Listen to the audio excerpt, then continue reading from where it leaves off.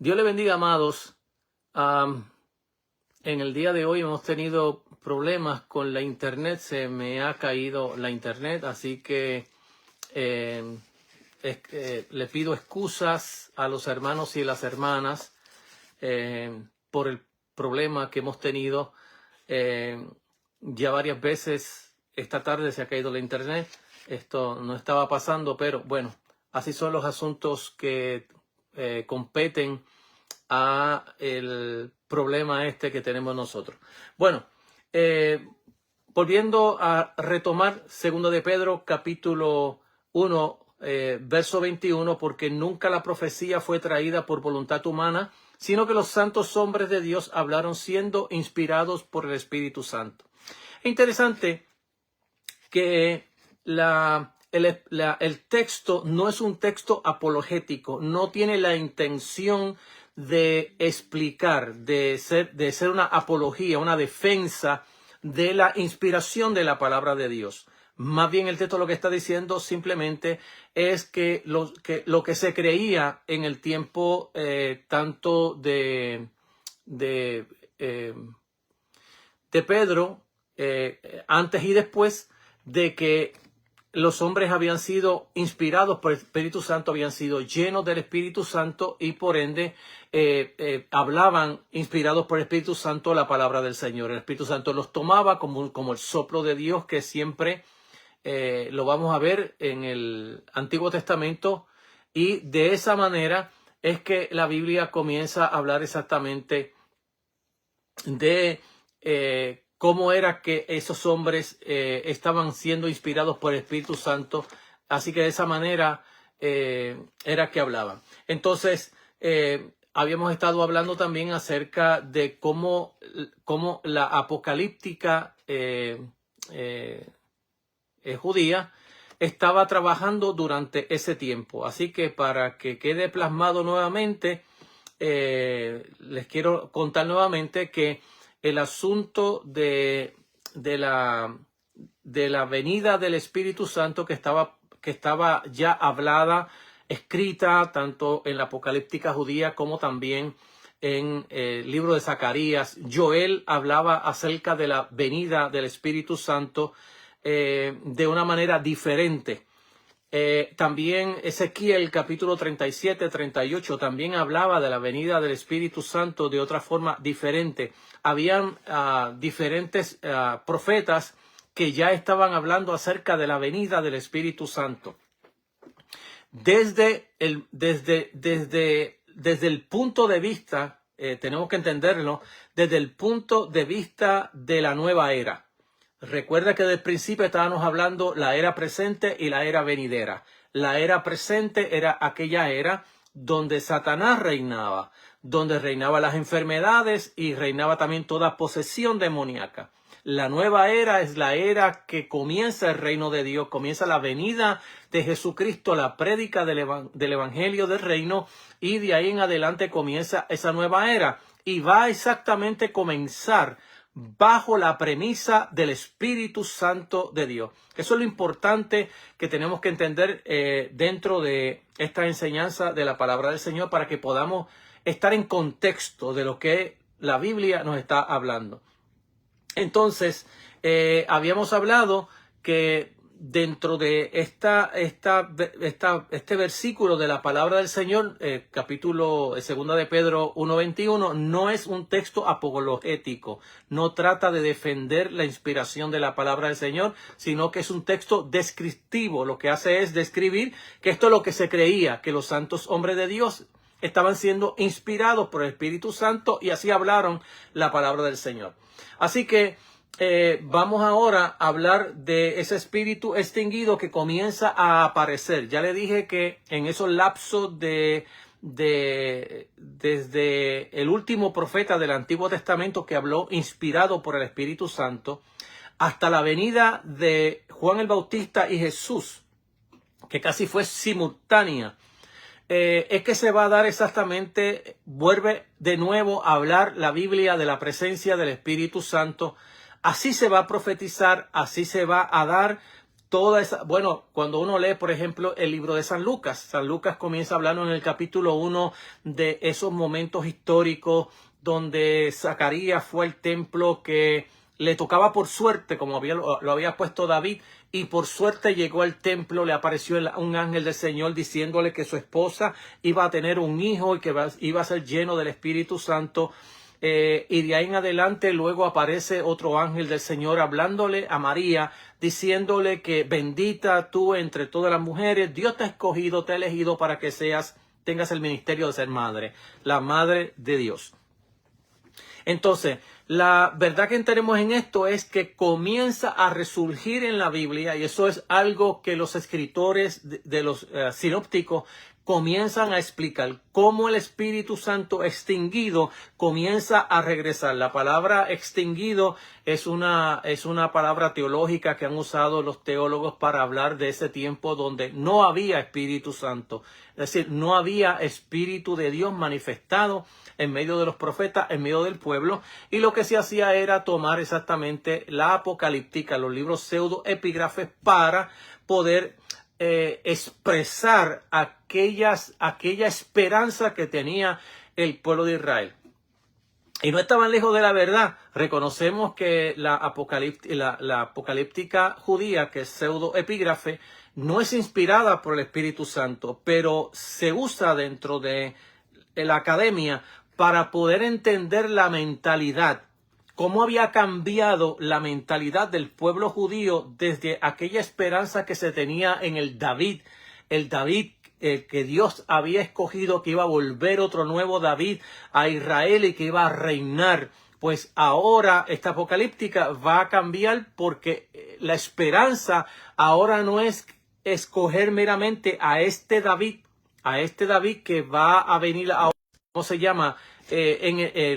Ungido por el Señor, sino que ahora Dios va a intervenir desde fuera de la historia. Así que lo que se estaba esperando era un gran cataclismo de poder de Dios en la venida de Dios al mundo.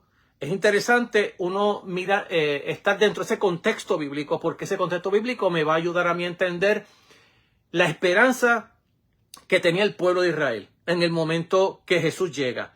Segundo, cómo se estaba esperando la venida de Dios en el tiempo de Israel. Y esto cae dentro de las parábolas que encontramos en los sinópticos, las parábolas que nos hablan acerca de el misterio del reino. Para poder entender el misterio del reino hay que entender qué se estaba esperando, cómo el pueblo judío estaba esperando la venida de Dios en ese tiempo y cómo se estaba esperando la venida del reino. Porque esto es sumamente importante, porque los fariseos, las preguntas que le hacían a Jesús acerca del reino son sumamente importantes para entender la mentalidad que ellos tenían, que ellos estaban esperando, que Dios les trajo. Bien, vamos a ir ahora llevando poco a poco esta enseñanza, y poco a poco, porque hay que tragársela poco a poco para poder ir entendiendo. Y lo que quiero traer exactamente en el día de hoy es cómo el Espíritu Santo comienza a aparecer, el retorno, como se llama, del Espíritu extinguido, cómo retorna el Espíritu nuevamente a la nación de Israel, y cómo el pueblo comienza a identificar, no solamente el pueblo, porque aquí tenemos que ver el propio Jesús, cómo Jesús está entendiendo la venida, el regreso del Espíritu en su propia persona, en su propio ministerio, y cómo ese Espíritu va a ser la defensa apologética de Jesús acerca de su ministerio y la derrota del poder de Satanás y de su poder y de los demonios.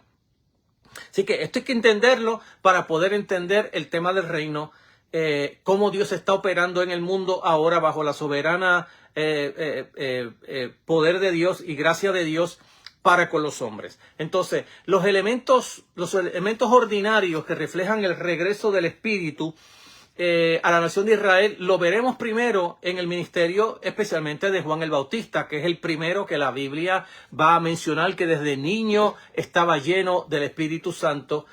Su llamado, su ministerio, su ejecutoria señala que la venida del Espíritu Santo nuevamente a Israel, además de que el mismo Jesús lo consideró como el hombre o el profeta más grande. Si Jesús lo va a identificar como el profeta más grande del Antiguo Testamento, ningún profeta del Antiguo Testamento venía sin el Espíritu de Dios.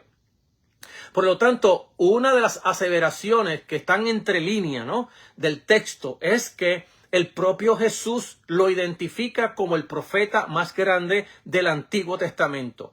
Entonces, y no solamente ese, sino el último de esa disposición divina de ese momento histórico del Antiguo Testamento. Así que es importante para nosotros entender cómo Jesús mismo está identificando a Juan. Y tenemos que recordar que tanto en el Antiguo Testamento como en los libros sinópticos, es decir, en los evangelios, ningún profeta se identificaba o el pueblo lo identificaba si no tenía el Espíritu de Dios sobre él.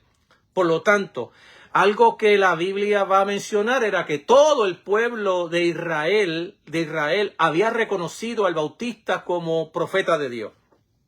De hecho, cuando Herodes quiso matar a Juan, la Biblia dice que temía por el pueblo porque todo el pueblo lo tenía como profeta de Dios. Entonces, esto es importante. Segundo, no solamente todo el pueblo lo tenía como profeta de Dios, sino que Jesús mismo va a decir que era el gran profeta, el último y gran profeta del Antiguo Testamento, Mateo 1:1. Entonces, allí es interesante que vamos a mirar que Jesús dice en el Mateo capítulo 11, verso 9, ¿a qué saliste a ver? ¿A un profeta? Os digo, más que un profeta. Lucas capítulo 7, verso 26 también dice, ¿a qué saliste a ver?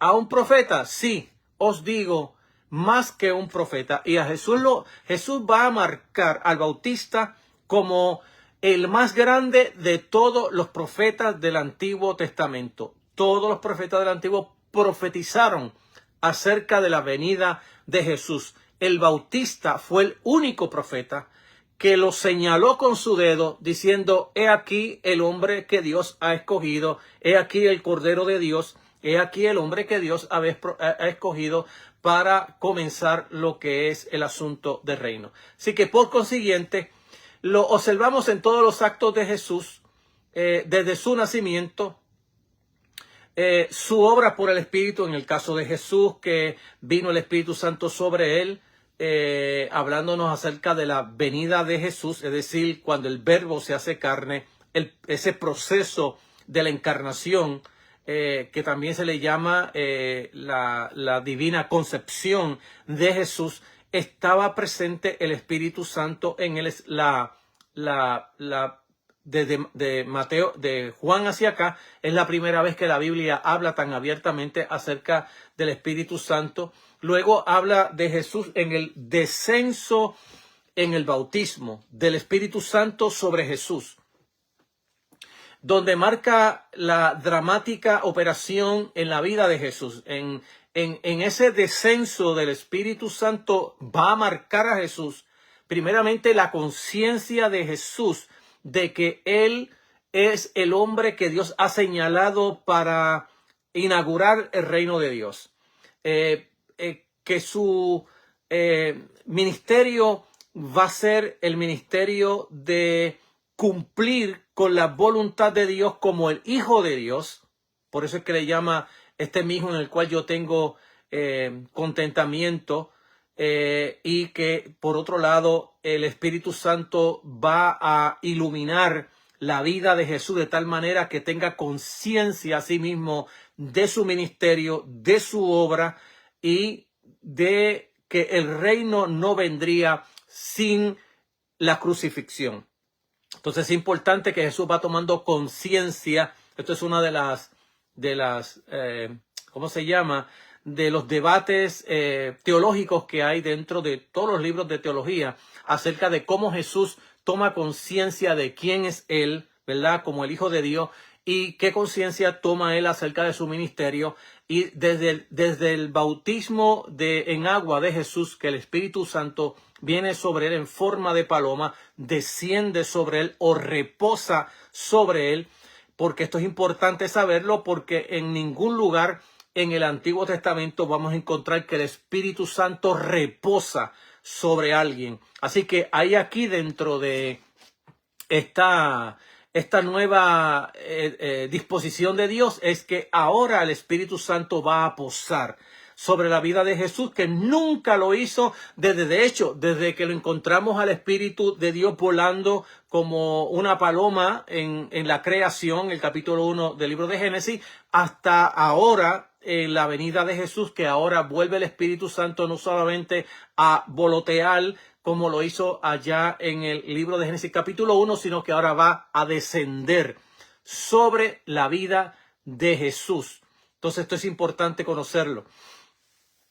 Y cómo eso se está dando en la vida de Jesús, siendo señalado por Dios para su ministerio como hijo amado, y que queda marcado como el siervo rey sufriente en el encargo divino. Que desde en adelante, desde el capítulo 41 del libro de que es el de los 4 cánticos, es el primer cántico que encontramos del siervo de Yahvé, que encontramos en el libro de Isaías, capítulo 41, hasta el capítulo 53, donde termina el último cántico del siervo de Yahvé. Así que todo esto está hablando acerca de tomar conciencia de Jesús, de su ministerio, de quién es Él, para qué ha venido, y que esto va a terminar exactamente en la cruz, porque cuando ya hablamos también que por el Espíritu de Dios fue llevado también al desierto para ser tentado por el diablo. Entonces es importante mirar la vida de Juan, pero mucho más la vida de Jesús, porque él es el portador del reino, pero también es el portador del Espíritu de Dios en la vida de el pueblo de Dios. Así que es interesante mirarlo desde este punto de vista, porque así es que lo presenta la Biblia, como el portador del reino por un lado y como el portador del Espíritu Santo, porque Juan lo presenta como el que viene tras mí, el cual es más grande que yo. Él bautizará con el Espíritu Santo. Así que es importante mirar cómo la Biblia está señalando a Jesús y cómo esos detalles comienzan a ser la evidencia de reconocer que Él es el Mesías de Israel.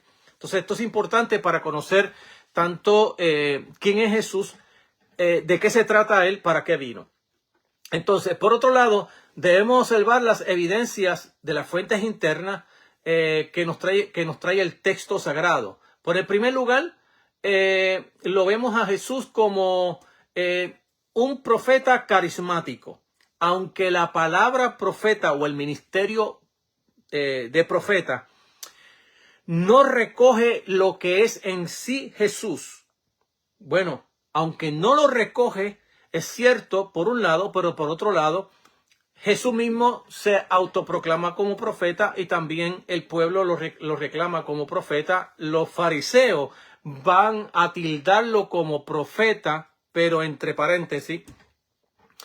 Y cuando va a ser crucificado, también los verdugos van a tomarlo a él como un profeta falso, y como profeta falso tenía que morir. Entonces esto es importante, todas las cosas que se están dando allí en la última semana, la semana de la Pascua, donde Jesús es llevado para ser crucificado, y que los fariseos siempre tuvieron el gran problema de no reconocer a Jesús, primeramente porque lo encontraban pecador e inmundo, por la sencilla razón de la crítica que le tenían a Jesús continuamente. Tenemos que recordar que, por un lado, cuando Jesús, como portador del reino, comienza a llevar el reino de Dios, el reino soberano de Dios, Él lo va a llevar conforme a la voluntad de Dios y no conforme a la expectativa de los escribas y fariseos.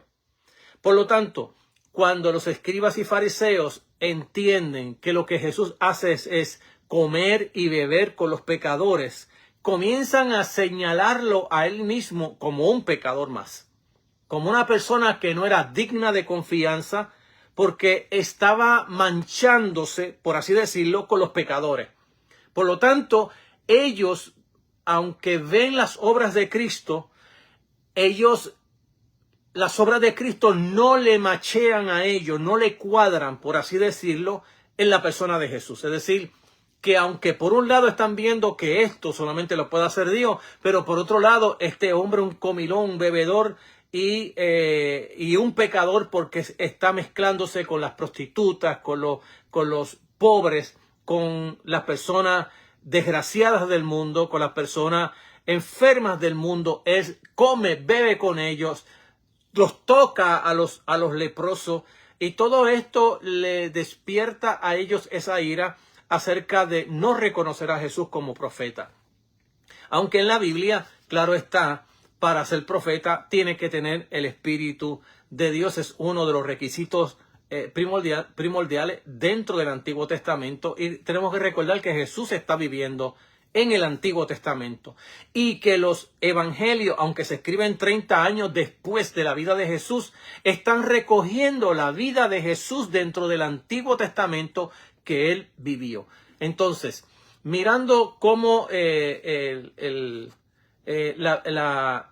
la gente va viendo a Jesús como un profeta carismático, y es lo que lo lleva a la gente llegar a la conclusión que era profeta, es que el texto dice allá en Marcos 1:22, y se admiraban de su doctrina, porque les enseñaba como quien tiene autoridad y no como los escribas. En otras palabras, Jesús no solamente hablaba palabra de Dios, sino que al hablar la palabra de Dios, también los actos de Dios vindicaban que él era de Dios, que él venía de Dios como profeta de Dios. Es decir, que una de las cosas que hace veraz la palabra de Cristo era que hablaba, pero actuaba.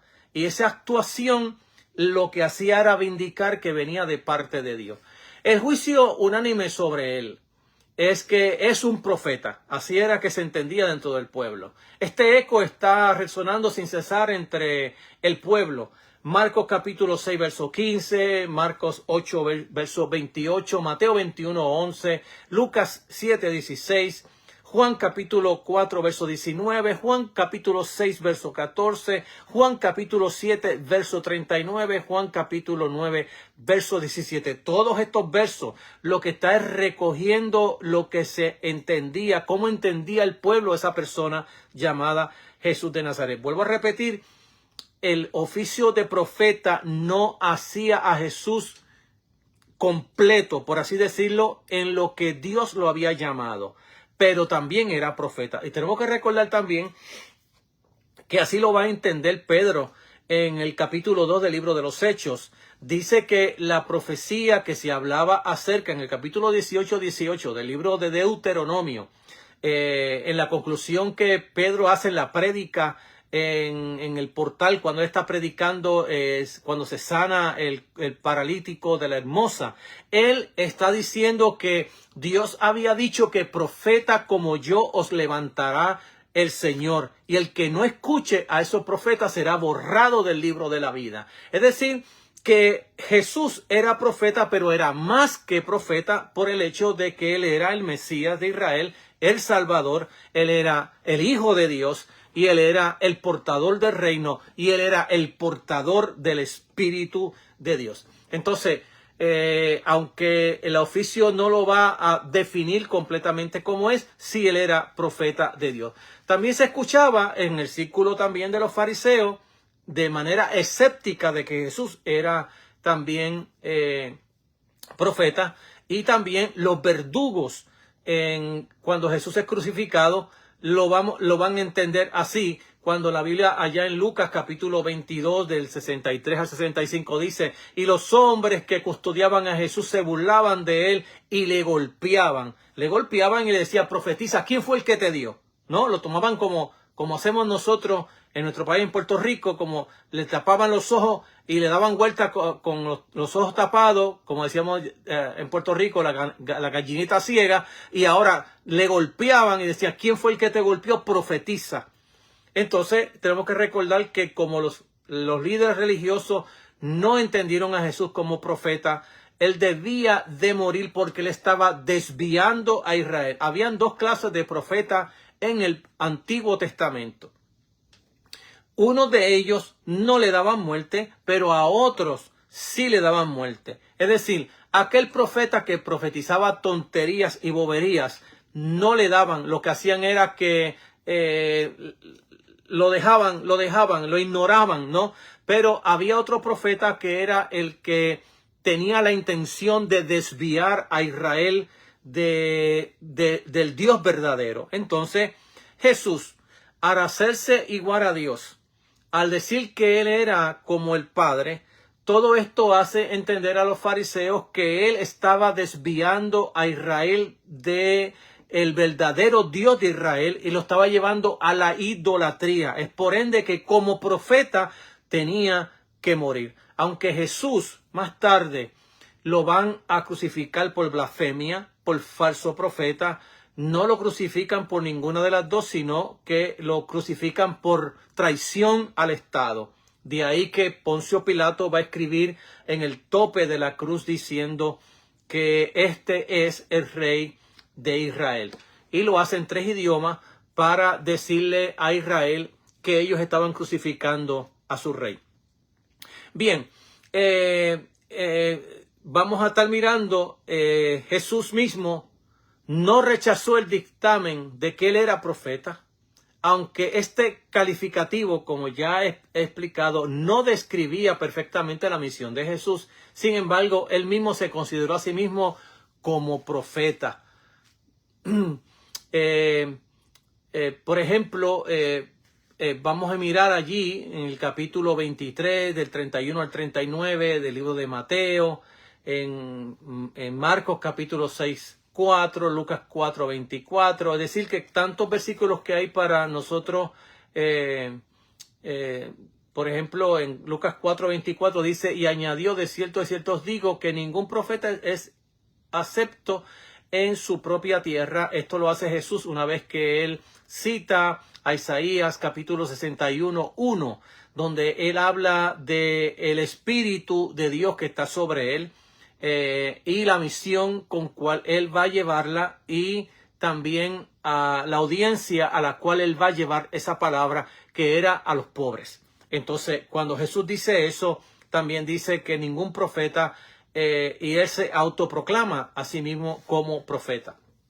Es interesante mirar todos estos detalles que vamos a ver en la persona de Jesús, porque esto es lo que nos va, esta es la señal, esta es la evidencia bíblica que nos va a decir a nosotros que este espíritu extinguido ha regresado en la persona de Jesús y que Jesús se va a convertir ahora en el portador, el que lleva, el que unge o llena del Espíritu Santo a su pueblo. Claro está, todo esto lo vamos a ver en todos los evangelios, y luego Juan va a elaborarlo todo de una manera maravillosa para hablar cómo el Espíritu, que él le va a llamar el Paracleto, cómo es que va a venir, qué va a hacer cuando venga, cómo va a llenar a los discípulos. Es decir, que va a hablar del espíritu escatológico que va a descender sobre la iglesia en Pentecostés, cumpliendo las profecías que ya le dije de Ezequiel capítulo 37, de Isaías, profetas de Joel capítulo 3, profetas que vemos en el Antiguo Testamento, que están hablando del espíritu que viene desde el punto de vista escatológico. Entonces es importante mirarlo de esta manera, porque cuando la gente hoy se pasa hablando de escatología bíblica desde un punto de vista dispensacionalista, comienzan a hablar del Espíritu Santo, y de hecho, y hablan del Espíritu Santo, que el Espíritu Santo se va a llevar la iglesia, se la lleva y se va por ir para arriba con ella. Todo eso en la Biblia no se habla de esa manera, sino que en la Biblia, desde que el Espíritu aparece como el Espíritu escatológico, es decir, el Espíritu de los últimos días, que aparece desde que Jesús comienza a hablar del Espíritu y el momento en que el Espíritu va a llenar a la iglesia. Entonces, en este otro, de lo que estamos hablando ahora sobre ese espíritu, el espíritu se va a estar hablando, o la Biblia va a estar hablando del espíritu como el Ruach de Dios, unas 378 veces aproximadamente en todo el Antiguo Testamento. Se está hablando del Ruach de Dios, la palabra que se usa en el Antiguo Testamento para el Espíritu de Dios. Y tenemos que recordar que así como estoy hablándolo ahora, Espíritu de Dios era que se entendía en el Antiguo Testamento, se entendía como el soplo de Dios. Es decir, la actuación de Dios se entendía por medio del Espíritu. Cuando, por ejemplo, uno mira al libro de Génesis capítulo 1, los actos de Dios se hacen por medio del Espíritu, las obras de Dios por medio del Espíritu. Todo lo que se hace por medio del Espíritu de Dios como una extensión misma de Dios. Dios llena, Dios capacita, Dios revela, Dios unge por su Espíritu Santo, Dios castiga por medio de su Espíritu Santo, y así lo vamos a ver en todo el Antiguo Testamento hasta que llegamos al Nuevo Testamento, donde la expresión Espíritu de Dios va a cambiar por el Espíritu Santo, porque ahora en el capítulo 14 en adelante del libro de San Juan lo va a presentar como el Paracleto, como el otro consolador que viene, que es el que se va a tomar a cargo de la iglesia. Entonces, en este caso, viene como persona. Esto es lo que se llama en la Biblia y dentro de la evidencia bíblica, es decir, de elaborar argumentos teológicos, es que el Espíritu en el Antiguo Testamento no usa personalidad. Es decir, es una extensión misma de Dios mismo. No es como que hay una segunda persona o una tercera persona, sino que en el libro de San Juan, capítulo 14 en adelante, lo va a presentar Juan como el que ha de venir. Es interesante que cuando lo miramos en la cita que yo di ahorita de Juan capítulo 7, verso 39, dijo del Espíritu que habían de recibir los creyentes en él, pues aún no había venido el Espíritu Santo porque Jesús no había sido glorificado. Entonces, este es uno de los textos más importantes de los sinópticos, porque nos está diciendo, por un lado, que el Espíritu sí moraba en los discípulos en Jesús. Eso es cuando uno lee el capítulo 14, dice que el Espíritu vendrá, que el Espíritu va a venir sobre ustedes. Pero también Jesús le llama que el Espíritu mora en ellos, pero mora en ellos en la persona de Jesús. No en ellos individualmente, sino en ellos en la persona de Jesús. Y de ahí en adelante Jesús les va a decir que el Espíritu Santo vendrá. Luego les va a dar dirección diciendo que no salgan de Jerusalén hasta que no sean llenos del Espíritu Santo. Y esto hay que entenderlo cronológicamente, porque si no se entiende cronológicamente, cometemos graves errores teológicos hablando acerca del Espíritu Santo. Pero en el Antiguo Testamento siempre se entendía como el Espíritu de Dios. De hecho, el propio Jesús lo va a hablar así, que vamos a ir al texto para que vayamos nosotros, pero quiero hablar sobre este texto donde dice, esto dijo del Espíritu Santo que había de recibir los creyentes en él, es decir, los que creyesen en él, pues aún no había venido el Espíritu Santo porque Jesús no había sido glorificado. Es decir, que el Espíritu Santo sí estaba en Jesús. Moraba en Jesús. Ya le dije que desde el bautismo de Juan el Bautista, el Espíritu Santo vino a morar en él. Y de esta manera, como los discípulos andaban con Jesús, moraba el Espíritu Santo de Jesús en ellos. Pero cuando hablamos de la venida del Espíritu Santo o el bautismo del Espíritu Santo, Juan dice que todavía, mientras Jesús estaba como humano caminando en la tierra, no había venido el Espíritu Santo hasta que Jesús hubiera sido glorificado, y eso lo vamos a ver entonces en el día de Pentecostés. Entonces, vamos a ver allí, ya le hablé sobre el nacimiento de Jesús, ya le hablé sobre Jesús en el bautismo del Espíritu Santo. Jesús cuando fue llevado por el Espíritu Santo al desierto para ser tentado, y luego que sale del desierto, también la Biblia comienza a decir que él, lleno del Espíritu Santo, salió predicando el evangelio del reino, sanando enfermos. Por ahí lo que la Biblia lo presenta, por ahí exactamente es cómo él sale lleno del Espíritu Santo, llevando la palabra del reino. Entonces, por otro lado, debemos observar las evidencias de las fuentes internas que ya le dije del texto sagrado. Vamos a ver a Cristo como carismático, lo vamos a ver también en el asunto de que él mismo se autoproclama como profeta. Lo vamos a ver también en los calificativos que Jesús describe en su propia misión. Jesús no lo hace solo en los pasajes que él mismo emplea como profeta, porque para la sinagoga la posesión del Espíritu, es decir, el Espíritu de Dios, era por excelencia la nota característica de la profecía. Poseer el Espíritu de Dios significaba ser profeta. Es decir, nadie en el Antiguo Testamento, donde el Espíritu Santo descendía sobre él, todo el mundo entendía que había sido lleno del Espíritu Santo y que era profeta por ese hecho. Por eso es que tomé la cita de 2 de Pedro capítulo 1, verso 21, donde dice que entendemos que los profetas, aquellos santos hombres que hablaron inspirados por el Espíritu Santo. Vuelvo a repetir, este texto no es un texto apologético para hablar acerca de la inspiración de la palabra de Dios. Este texto es una descripción, que lo que todo el mundo creía era que los santos hombres fueron inspirados por el Espíritu Santo. Entonces esto es importante saberlo.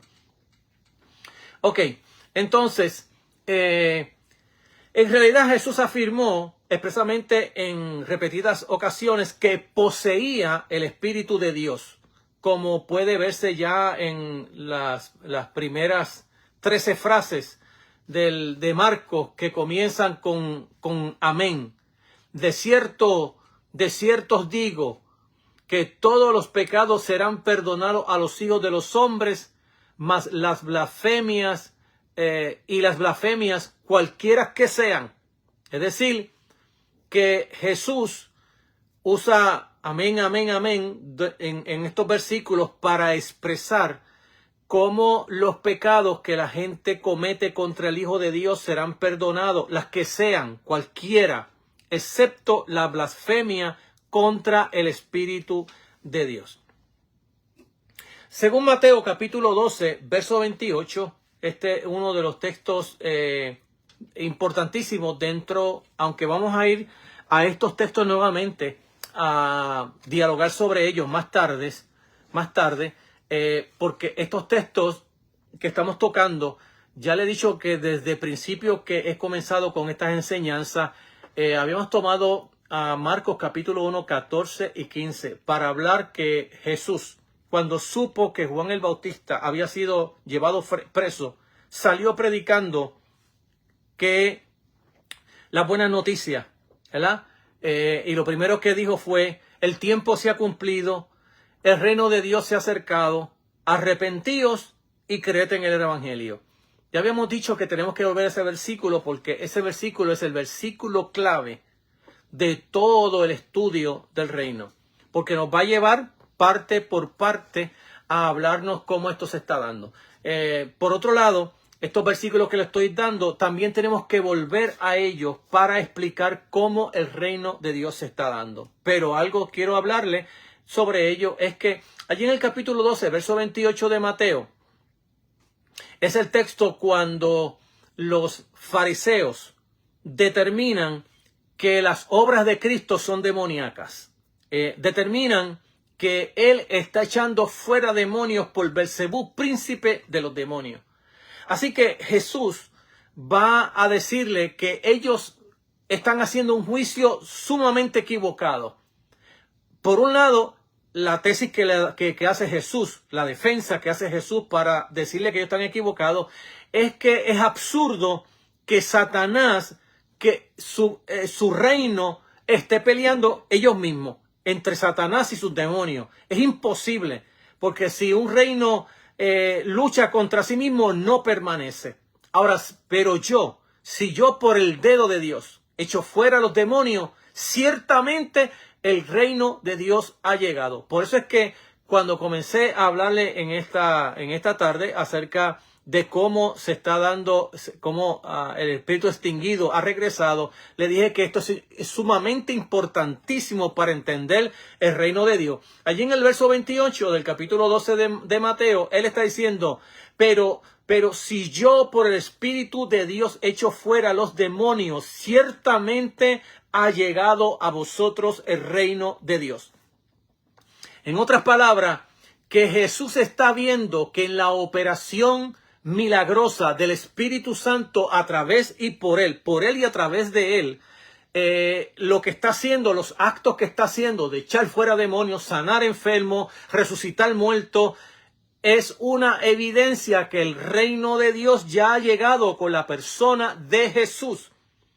Con la persona de Jesús como portador de ese reino y como el que va a destruir el reino de Satanás. Se recuerda que al principio, cuando comencé a hablarle acerca del reino, dije que nacieron 3 expresiones durante el Antiguo Testamento. Una fue el día de Yahvé, que por un lado habíamos dicho que el día de Yahvé era día de juicio, no solamente para los enemigos de Israel, sino para Israel mismo por causa de su idolatría y su perversión. Habíamos dicho que también ese día de Yahvé sería el día de salvación para aquellos que guardaban la palabra del Señor. Juan el Bautista viene con lo mismo, con el día del Señor. Más tarde va a nacer dentro de la apocalíptica lo que llamamos esta era y la era venidera. Habíamos hablado que esta era la era actual, era esa era donde Satanás reinaba, donde reinaban las enfermedades y donde reinaban las posesiones demoníacas. Entonces, de esa verdad, de esa era, nace lo que se llama el reino de Dios. Entonces, cuando Jesús está viendo la operación del Espíritu Santo echando fuera demonios, Jesús le está entendiendo como que ya el reino de Dios ha entrado ante el reino de las tinieblas y lo está destruyendo. Bueno, va a tomar también los asuntos parabólicos para decir cuando un hombre fuerte tiene armamento, está fuerte y está lleno de, ¿cómo se llama?, de posesiones, es decir, de posesiones, es decir, que una persona que conquista, que vence y por ende tiene posesiones, él está seguro hasta que viene uno más fuerte que él y le ata. Y una vez que le ata, le quita la posesión. Y lo que Jesús está hablando con eso en forma parabólica es que cuando Jesús ha venido, él es el hombre fuerte de Dios. Satanás es el hombre fuerte. Jesús es el hombre fuerte de Dios que va a venir y va a atar al hombre fuerte y le va a quitar sus víctimas, porque cada hombre que Jesús va a haber liberado de demonios, cada hombre que Jesús va a haber liberado de enfermedades, Jesús está viendo cómo el reino de Dios está llegando a su vida, cómo está rompiendo sus cadenas y cómo Satanás está siendo destruido. Sus víctimas que estaban poseídas ahora son libres por el poder de Cristo que sale a través por medio del Espíritu de Dios que está en él. Entonces esta es la manera de Jesús entender cómo es que el Espíritu Santo se está dando.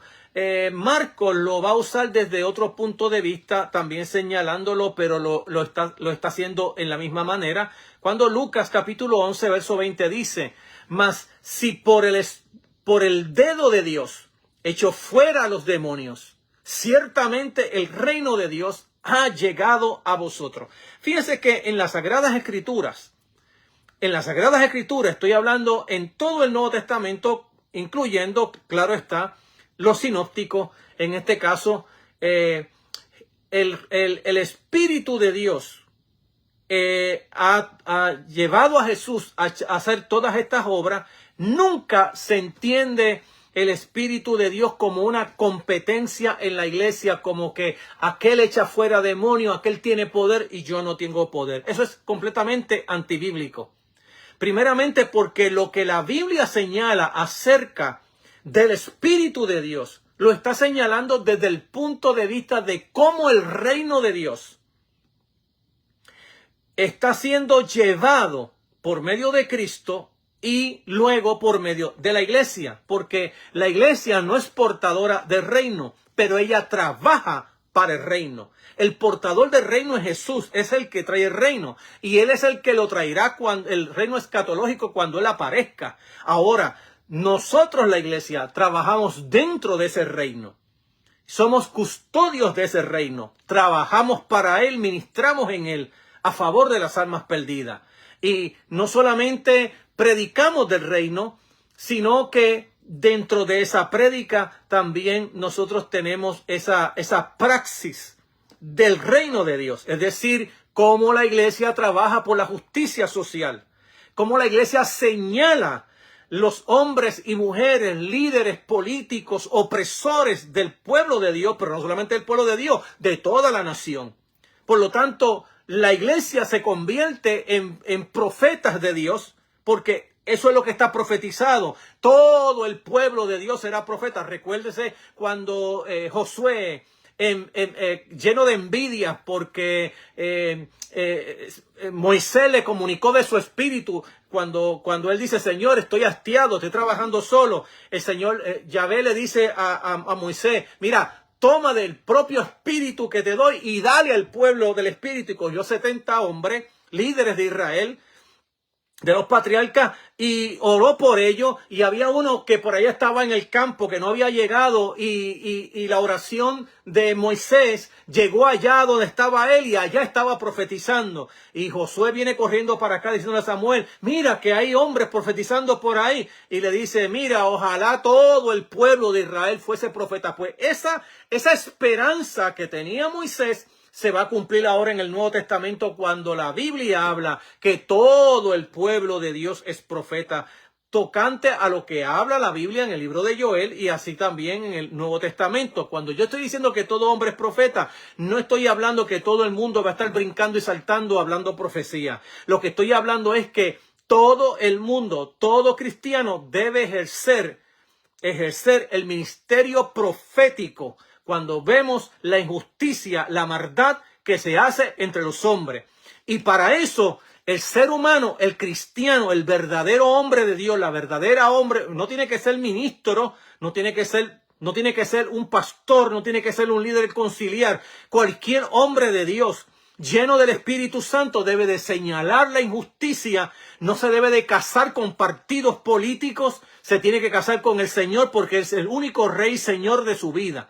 Entonces, desde ese punto ejercemos el profetismo dentro de la iglesia del Señor, llenos del Espíritu Santo del Señor. Bueno, amados, el tiempo no da para más, pero si el Señor me permite, la próxima semana estaremos continuando con este programa sobre cómo el espíritu extinguido regresa nuevamente a Israel y cuáles son las evidencias bíblicas sobre ello, que vamos a estar sus implicaciones y vamos a estar hablando de ella para la próxima semana. Así que, amado, Dios te bendiga rica y abundantemente. Ayúdame a orar. Padre, gracias te doy por tu amor y misericordia. Toca los corazones, la vida, las conciencias.